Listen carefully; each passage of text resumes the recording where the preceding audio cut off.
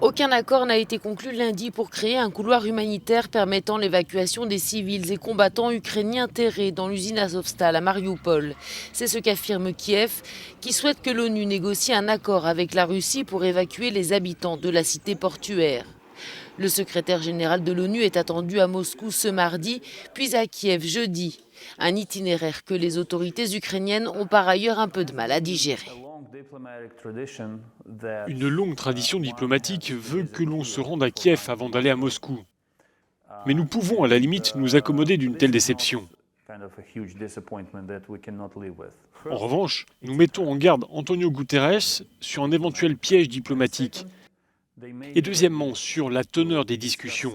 Ce que nous lui demandons, c'est qu'au lieu de se concentrer sur des questions générales comme un cessez-le-feu complet et global, qui reste important, car ce que fait la Russie sur le champ de bataille n'est tout simplement pas acceptable, il devrait se concentrer sur la question principale, à savoir l'évacuation de Mariupol.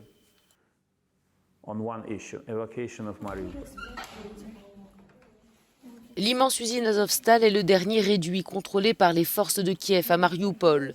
Selon le président ukrainien Volodymyr Zelensky, environ 1 millier de civils et des centaines de blessés y sont retranchés dans des conditions catastrophiques. La Russie accuse quant à elle les autorités ukrainiennes d'avoir empêché une évacuation des lieux malgré l'annonce d'un cessez-le-feu par l'armée russe.